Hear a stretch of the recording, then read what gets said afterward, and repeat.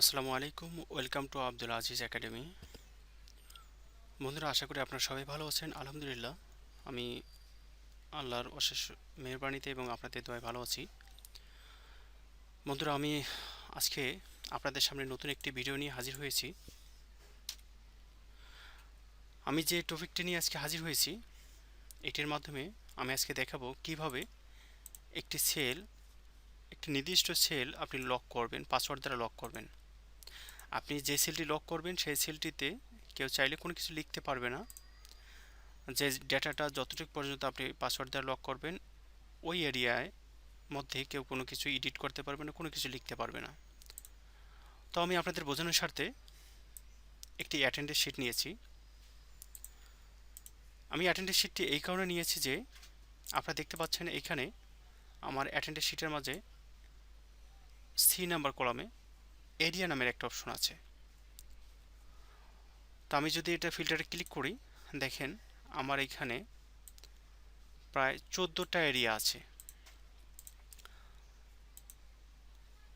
তো এই 14টা এরিয়ার এসআরদের অ্যাটেন্ডেন্স একটা শিট নিয়েছি আমি। এই শিটটিতে আমি প্রতি মাসেই এই ফর্মুলাটা ইউজ করি। আমি এই কারণে ইউজ করি যে আমি যদি ঢাকা নর্থ এরিয়ার এসআরদের অ্যাটেন্ডেন্স ওই এরিয়ার এরিয়া ম্যানেজারকে আমি সেন্ড করতে চাই, তাহলে ঢাকা নর্থ এখানে তো আমার 14টা শিট আছে। তাহলে আমাকে কী করতে হবে? 14টা এমন সেপারেট শিট আমাকে তৈরি করতে হবে।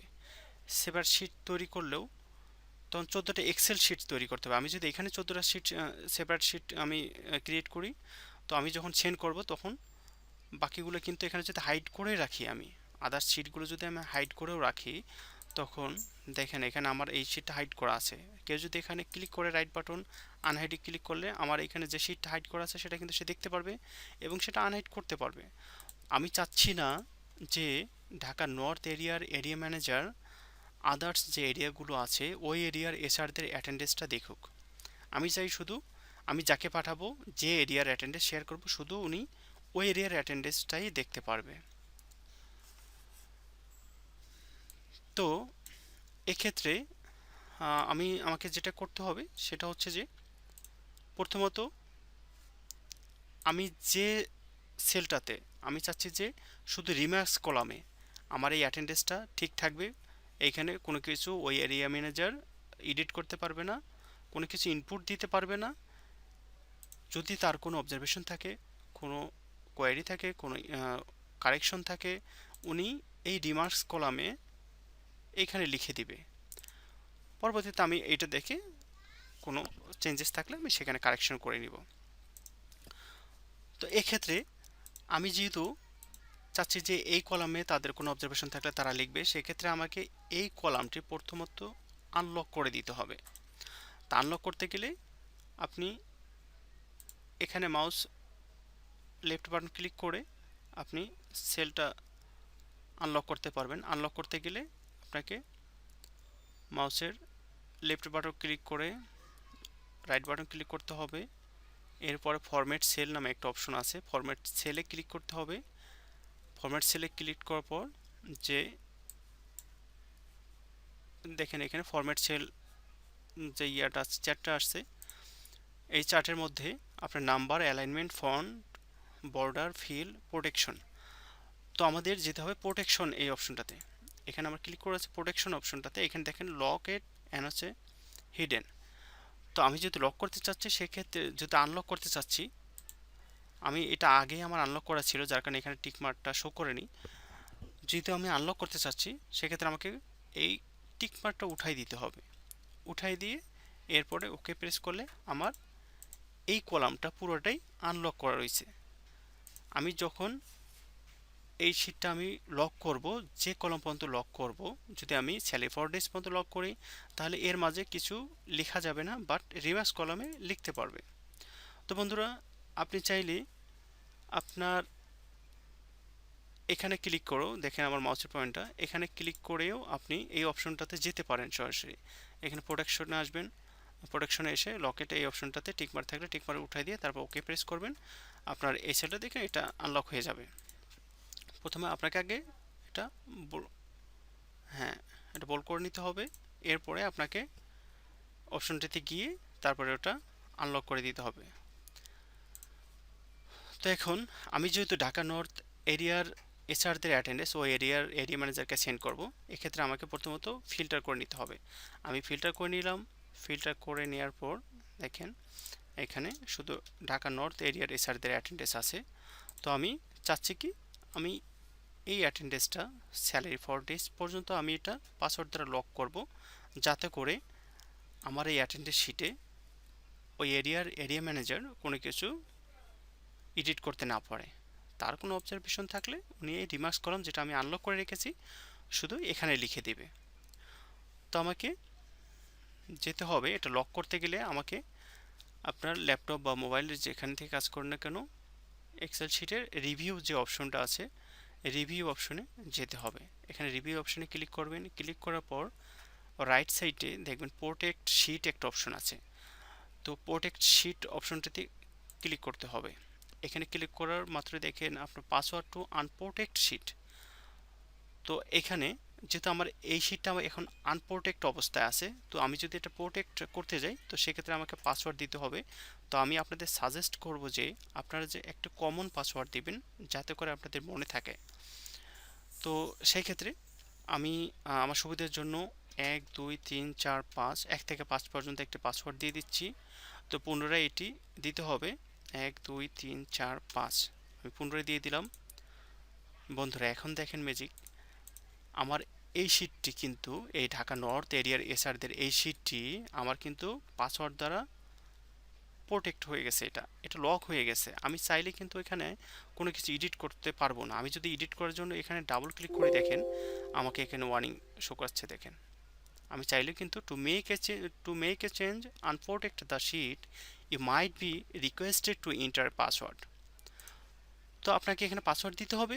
পাসওয়ার্ড ছাড়া আপনি এটা কোনোভাবেই এডিট করতে পারবেন না। আর আপনি যদি পাসওয়ার্ড না জানেন আপনি তো এডিট করতে পারবেনই না। তো আমি এটা করার পর আমি যেটা করি সেটা হচ্ছে যে আমি এটা ওহেরিয়ার এরিয়া ম্যানেজারকে সেন্ড করব। তো আমি এখানে দেখেন ফিল্টার যেটা করা আছে এটা চাইলে কিন্তু আপনি আনফিল্টার করতে পারবেন না, কারণ এখানে ফিল্টারের অপশনটি আপনার ডিসপ্লে দেখেন ফিল্টার অপশনটি হাইড হয়ে যাবে। আপনি চাইলেও এটা ফিল্টারটি উঠাই দিতে পারবেন না। তো আমি কি করি, আমি খুব সহজে এখানে আমার মেইলের যে আইকনটা আমি এখানে নিয়ে এসে রেখেছি। আপনি এখানে কাস্টমাইজ কুইক অ্যাক্সেস টুলবারে শুধু মেইলের এটা না, আপনি চাইলে অনেক কিছু এখানে আপনি ডিসপ্লেতে নিয়ে এসে রাখতে পারবেন। মানে খুব কুইক অ্যাক্সেস টুলবার যাকে বলে আর কি। যেমন আমি যে স্পেলিং চেকার যদি ক্লিক করি তা আমার এখানে স্পেলিং চেকার চলে আসবে। তারপর প্রিন্ট প্রিভিউ অ্যান্ড প্রিন্ট, এখানে হয়তো আপনাকে ফাইলে গিয়ে তারপর প্রিন্ট অপশনে গিয়ে তারপর প্রিন্ট প্রিভিউ আপনাকে ইয়ে করতে হয়, সিলেক্ট করে তারপর প্রিন্ট প্রিভিউ দেখতে হয়। কিংবা হচ্ছে যে কন্ট্রোল পি দ্বারা আপনি প্রেস করে আপনি প্রিন্ট অপশনে যেতে পারেন। কিন্তু আপনি চাইলে ইজিলি আপনি ডিসপ্লেতে আপনি শো করাতে পারবেন। আমি যদি এখানে ক্লিক করি দেখেন আমার এখানে কিন্তু প্রিন্ট প্রিভিউ অপশনটা চলে এসেছে। তো আমার এখানে প্রিন্ট দিতে গেলে ফাইলে গিয়ে আবার প্রিন্ট অপশনে যেতে হবে না বা কন্ট্রোল পি প্রেস করে যেতে হবে না, আমি এখানে ক্লিক করলে অটোমেটিকলি যেতে পারবো। তো আমি কি করি, আমি ডিরেক্ট মেইল অপশনে এইখানে আমি ক্লিক করি। এখানে ক্লিক করা মাত্রই আমার মেইলের অপশনে চলে যায়। তখন আমি যাকে পাঠাবো তার ইমেল অ্যাড্রেসটি দিলে তার কাছে চলে যাবে। তো এটা তো আপনি পাসওয়ার্ড দ্বারা প্রোটেক্ট করলেন, লক করলেন। আপনি এখন এটা আনলক কিভাবে করবেন? বন্ধুরা আনলকও আপনি সেম ওয়েতে করতে হবে। আপনাকে আনলক করতে গেলে আপনাকে পুনরায় যেতে হবে রিভিউ অপশনে। রিভিউ অপশনে গিয়ে আনপ্রোটেক্ট শিটে গিয়ে আপনি যে পাসওয়ার্ড দিয়ে লক করেছিলেন পুনরায় সেই পাসওয়ার্ডটি আপনাকে দিতে হবে। আমি পাসওয়ার্ডটি দিয়ে দিলাম, ওকে প্রেস করলাম। এখন দেখেন আমার এখানে আমি এটা ডাবল ক্লিক করলো, আমি এখানে এডিট করতে পারতেছি। আবার এই ফিল্টার বাটন আমি ইজিলি উঠাইতে পারতেছি। এখন দেখেন আমি যখন হোমে যাচ্ছি এইখানে দেখেন আমার ফিল্টার অপশনটি এখন শো করতেছে। যখন আমি লক করেছিলাম তখন কিন্তু এটা আমার হাইড অবস্থায় রয়েছিল। বন্ধুরা আশা করি আপনারা বুঝতে পেরেছেন। তো আপনাদের সকলের কাছে একটি অনুরোধ থাকবে, আমার এই ভিডিওটি যদি আপনাদের কোনো উপকারে আসে, কোনো কাজ কোনো কিছু শিখতে পারেন আমার এই ভিডিওটি দ্বারা, তো আপনাদের অনুরোধ থাকবে আপনারা আমার চ্যানেলটিকে সাবস্ক্রাইব করবেন। আর একটি বিষয় বলে রাখি, যারা আমার এই অ্যাটেন্ডেন্স শিটটির মতো একটি অ্যাটেন্ডেন্স শিট তৈরি করতে চান তো আপনারা কমেন্ট বক্সে লিখবেন, আমি পরবর্তী একটি ভিডিও আপনাদের জন্য তৈরি করব, যাতে আপনারা খুব সহজেই কিভাবে এই অ্যাটেন্ডেন্স শিটটি তৈরি করবেন সেই প্রসেসটি আমি দেখাবো। আমার এইখানে দেখেন, এখানে জুলাই মাসের অ্যাটেন্ডেন্স শিট, আমার এখানে সূত্র বসানো আছে। আমি যদি এখানে মাসের নামটি চেঞ্জ করে দেই, যদি আমি এখানে অগাস্ট লিখি, অগাস্ট লিখলে দেখেন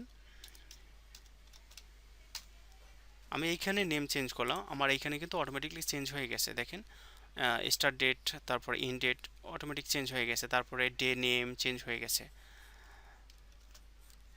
আরেকটি মজার বিষয় হচ্ছে যে আমার এইখানে শিটটিতে 451 জন এসপিও আছে, এসআর আছে, সরি এসআর আছে।